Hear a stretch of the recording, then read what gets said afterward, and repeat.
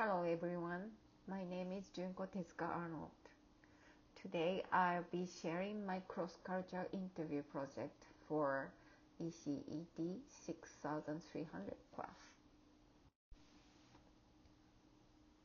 For this assignment, I interviewed Dr. Isabel Gomez Soberiano, who is an associate professor of Spanish at East Tennessee State University.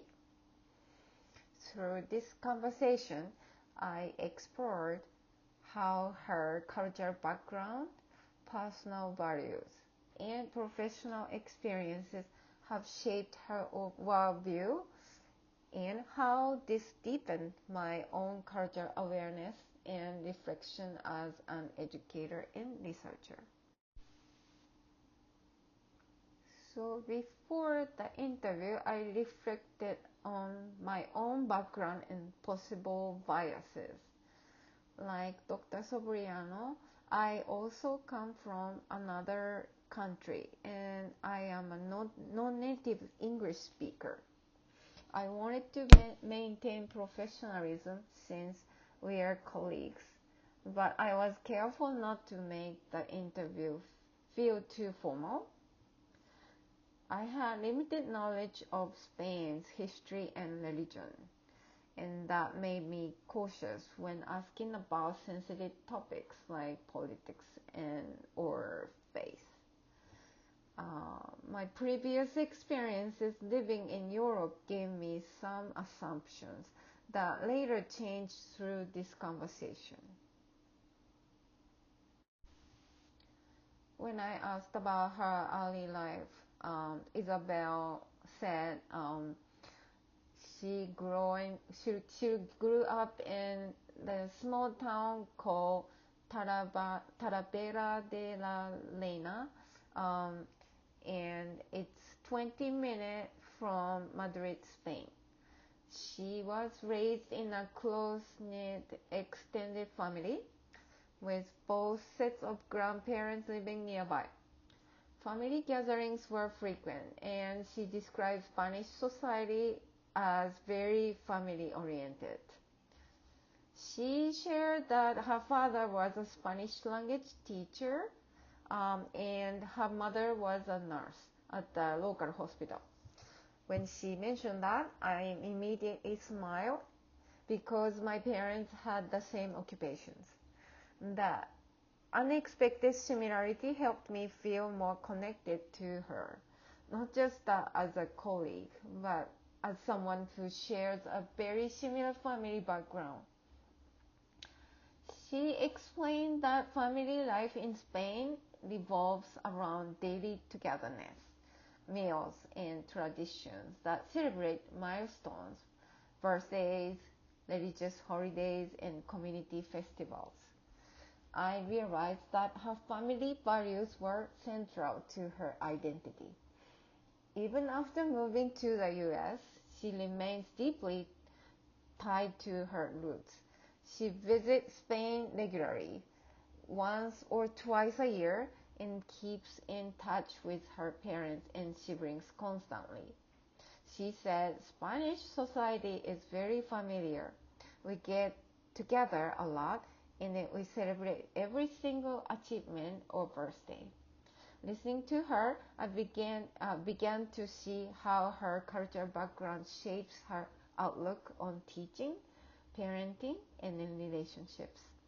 For her, connection and celebration are not separate from professional life. They are part of it. Personally, this resonated deeply. Coming from Japan, where my family ties are also important but often more private, I admired how open and collective Spanish family culture can be. It made me reflect on how I could bring more warmth and celebration into my own classroom and work environment.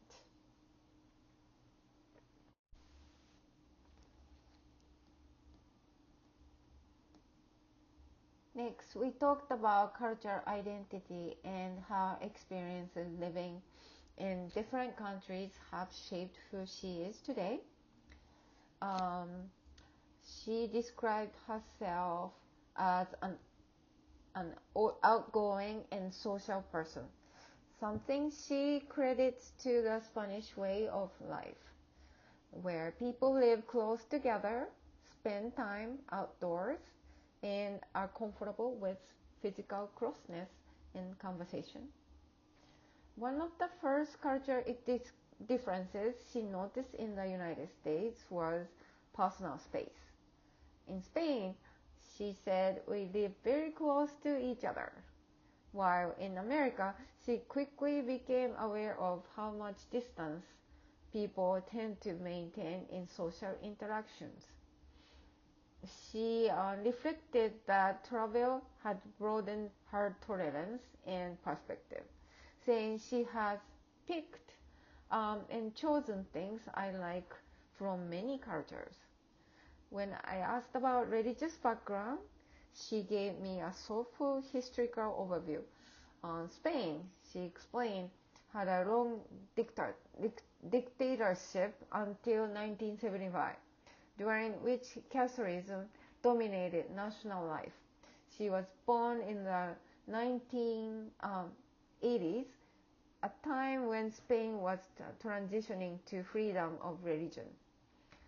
She grew up Catholic, attended a Catholic school, and said that religion in Spain is very social and cultural, often celebrated through festivals, food, and in public events rather than private prayer. One of the most touching parts of our conversation was her story about her grandmother's bread tradition. Even November 1st, on All Saints' Day, her grandmother baked a special bread for each grandchild, marked with their initials. The first year Isabel spent abroad, she missed the celebration, but her grandmother made her bread anyway and then saved it for her until she came home for Christmas.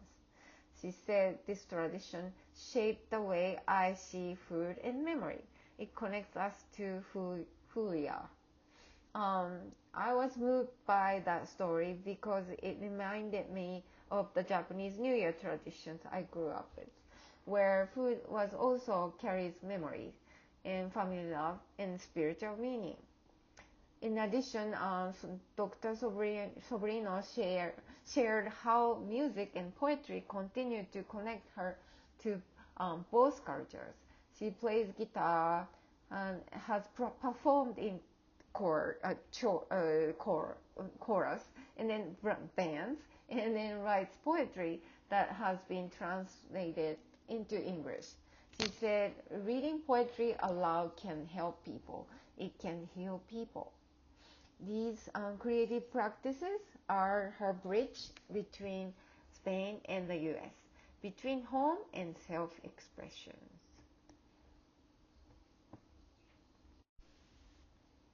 I found this part of our talk especially inspiring because, like her, I also use art and music to connect with others and express identity across cultures. As the interview continued, I noticed my biases shifting. Um, asking simple questions about family and traditions helped both of us feel more comfortable. I discovered that she also feels a deep connection to home, especially as her parents age, something I often feel myself. Finding these shared emotional experiences helped me see beyond professional roles and appreciate the human side of relationship.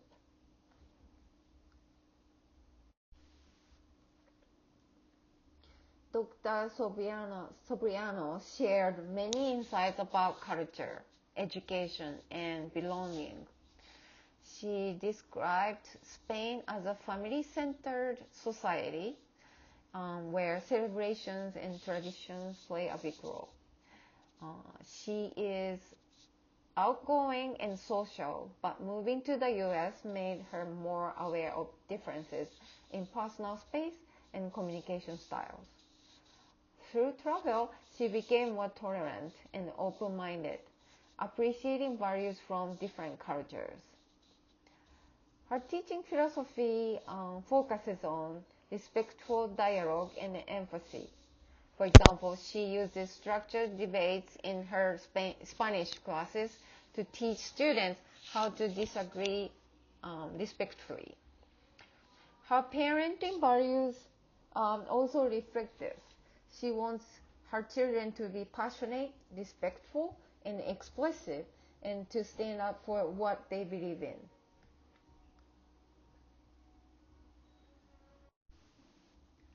My impression of Dr. Sobrino was always that of a caring professional colleague, but through this interview, I discovered much more depth.